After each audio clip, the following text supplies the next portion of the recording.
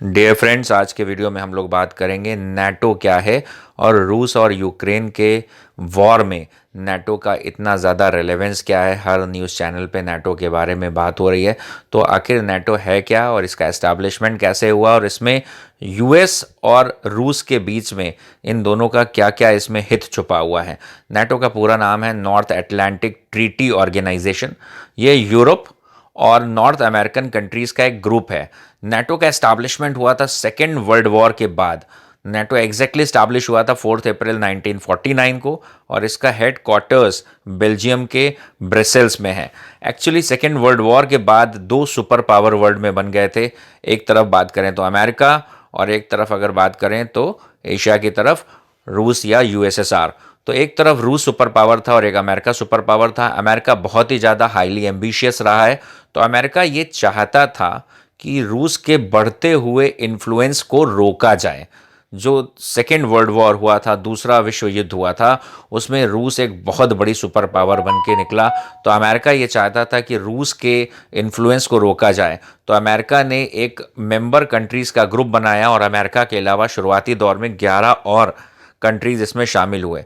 और इन कंट्रीज़ का मोटिव ये था, इस नाटो का जो मंतव्य है, नाटो का जो मोटिव है वो ये है कि इनके मेंबर कंट्रीज़ के ऊपर अगर कोई भी देश अटैक करेगा तो ये सारे मेंबर कंट्रीज़ मिलके उस अटैक करने वाले देश के ऊपर काउंटर अटैक करेंगे।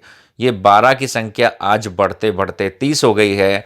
और रूस और यूक्रेन के विवाद में मसला ये है, रूस की सीमा से सटा हुआ एक देश है यूक्रेन, जो पहले रूस का ही हिस्सा हुआ करता था या रूस के इन्फ्लुएंस में था, लेकिन आज अमेरिका के कहने पर और अमेरिका के पुश करने पर उस यूक्रेन को अमेरिका चाहता है, अपने इन्फ्लुएंस में लाना चाह रहा है। और अमेरिका चाह रहा है कि वो यूक्रेन नाटो में आ जाए। और नाटो के जो ग्रुप कंट्रीज़ हैं, यूजुअली जनरली इनका जो मोटिव है वो रशिया के अगेंस्ट ओपिनियन रखते हैं।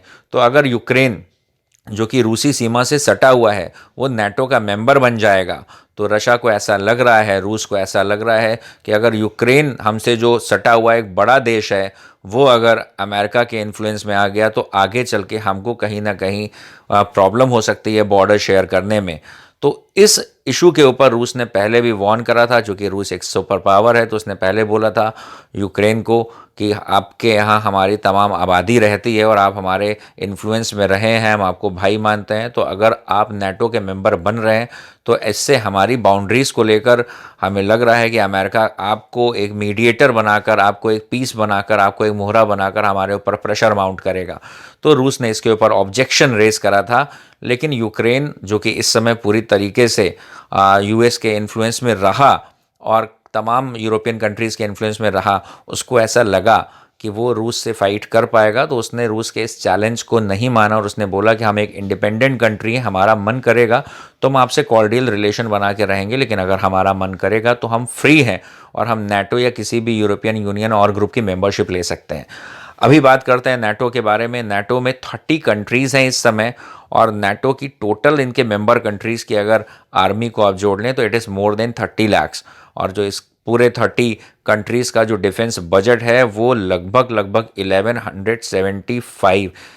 आप बोल सकते हैं 11,750 करोड़ यूएस डॉलर का इनका बजट है। तो नाटो एक ऑर्गेनाइजेशन है 30 ग्रुप का कंट्रीज़ का, जो कि एक दूसरे के मेंबर। इसका आर्टिकल 5 सबसे इम्पॉर्टेंट है, जो कि आर्टिकल 5 कोशिश करता है कि इसके जो मेंबर कंट्रीज़ हैं, वो मेंबर कंट्रीज़ जो इसके मेंबर कंट्रीज़ हैं उनके सिटीज़न की रक्षा की जाए। और आर्टिकल 5 का पहला इस्तेमाल कब हुआ था? जब ओसामा ने अटैक करा था वर्ल्ड ट्रेड सेंटर पे। तो फिर ये अटैक तो अमेरिका पे हुआ था, लेकिन उस समय जितने नाटो के मेंबर कंट्रीज़ थे उन्होंने ये माना कि ये अटैक उन सब पे हुआ है, उन सारी कंट्रीज़ पे हुआ है, तो उन सब ने मिलकर एक जॉइंट ऑपरेशन करा था और अफ़गानिस्तान और तालिबान पे काउंटर अटैक करा था।